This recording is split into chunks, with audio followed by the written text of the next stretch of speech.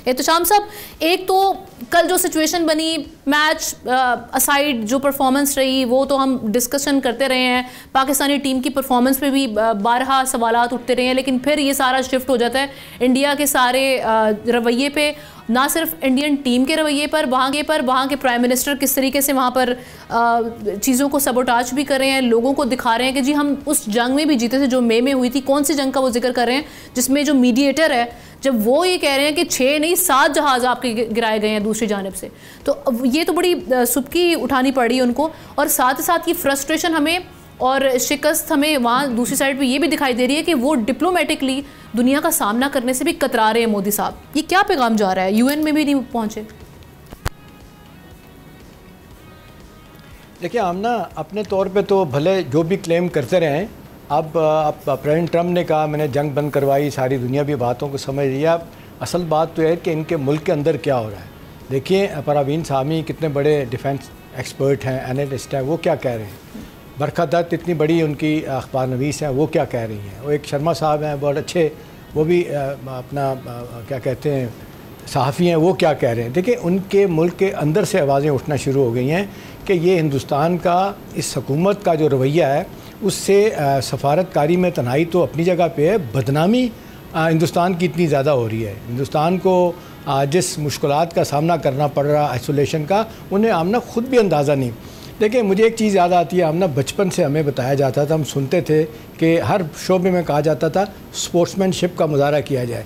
Sports एक ऐसा खेल और ऐसा जिसको कहते हैं फ़न है जिसके बारे में कहा जाता है कि वहाँ पे कोई ट्रेडिशन है, कोई नॉर्म्स हैं, और लोग जिस जज्बे के साथ बात कर रहे होते हैं without being involve in politics, वो सीधी बात कर रहे होते हैं। इन्होंने तो खेलों को भी जिस तरह मिलान कर दिया हिंदुस्तान ने और मोदी ने।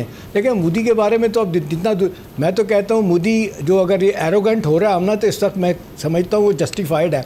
लेकिन इतनी मार लगने के बाद, इतनी फ्रस्ट्रेशन बढ़ने के बाद वो आप उनको कहें कि एरोगेंट भी ना हो, चाहे जाली तरीके से हो रहे हो। मैं अगले दिन देख रहा था, आपको याद होगा हमना पिछले हफ्ते टाइम्स ऑफ इंडिया की एक स्टोरी थी और बड़ी इंटरेस्टिंग स्टोरी थी, you must have seen that, जिसमें वो उन्होंने कहा कि जी जब डोनाल्ड ट्रंप प्रेसिडेंट अपना प्राइम मिनिस्टर ऑफ पाकिस्तान से और फील्ड मार्शल से मिल रहे थे, तो उन्होंने अपने कोट का जो था उसके ऊपर जो पिन लगाया हुआ था फाइटर जहाज़ का था। वो कहते हैं कि हमें दिखाने के लिए, हमें नीचा दिखाने के लिए ये उन्होंने पिन लगाया। विराट कोहली भी अब इस तरह के इशारे कर रहा है, इंटरनेशनल फुटबॉलर भी इस तरह के इशारे कर रहे हैं। देखिए, इतनी अजीमत उठाने के बाद होना तो यही चाहिए था कि भाई आप अपने मामलात को ठीक करते, और आपके अंदर भी एक बहस हो रही है कि सफारती तौर पर आप तना हो गए। वो पूछे आमना वो कहाँ गया जो दुनिया का सबसे बड़ा अपने आप को इंटरनेशनल डिप्लोमेट कहता था, अजय शंकर, जयशंकर किधर हैं? वो गायब होंगे सीन से, इसलिए कि इतनी ज़्यादा मुल्क के अंदर मुल्क के बाहर उनके ऊपर क्रिटिसिज्म हो रहा है, उन्हें समझ नहीं आ रही क्या किया जाए। देखें, अब जहाँ तक मोदी का ताल्लुक है, हमने उनके बारे में तो यही कहा जाता है कि he is an apology to the prime minister. अभी जिस तरीके से रुसवाई उनको हुई है, अगर मैं तो ये कहता हूँ चलें आप खेल जीत जाएँ, जंगें तो हम जीत रहे हैं भाई, आप उसका तोड़ तो कर नहीं सके।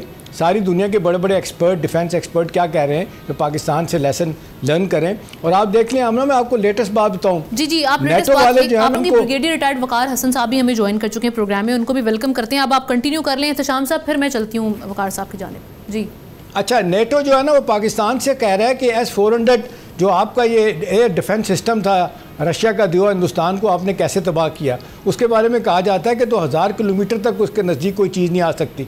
तो इसी तरह चाइनीज़ भी हमसे पूछ रहे हैं, अमेरिकन भी हमसे पूछ रहे हैं। तो देखिए, हमने तो टेक्नोलॉजी के मैदान में और डिफेंस के मैदान में और फिर लड़ना, जिस जज्बे से लड़ना, उस सब मैदानों में हमने फतह हासिल कर ली। अब ये कल का जो वाक़या हुआ है इस कदर अफसोसनाक है। इससे ज़्यादा अफसोसनाक बात हमने ये है कि अभी आप बात कर रही थी इंटरनेशनल क्रिकेट काउंसिल की, वो देखो बिल्कुल ठंडे होकर बैठ गए। एक ज़माना था क्रिकेट को चलाते थे दो बड़े मुल्क ऑस्ट्रेलिया और इंग्लैंड, अब वो दोनों जो है ना, क्योंकि इतनी ज़्यादा पैसे की इन्वॉल्वमेंट है, इतना ज़्यादा हिंदुस्तान ने पैसा लगा दिया कि वो भी जिसको कहते हैं दुम छले बन के रह गए मादत के साथ, वो भी कोई बात नहीं करने। वरना तो जो कल का वाक़या हुआ है, जिस तरीके से ट्रॉफी लेने से इनकार किया गया, मेरा ख्याल है इस पर तो ना सिर्फ सजें बल्कि पूछा जाना चाहिए कि आपने क्यों ऐसी हरकत की। लेकिन वो करते रहेंगे इसलिए कि उनके पास सब कुछ रह नहीं। सब्सक्राइब करें और बेल दबाएं ताकि कोई खबर रह न जाए।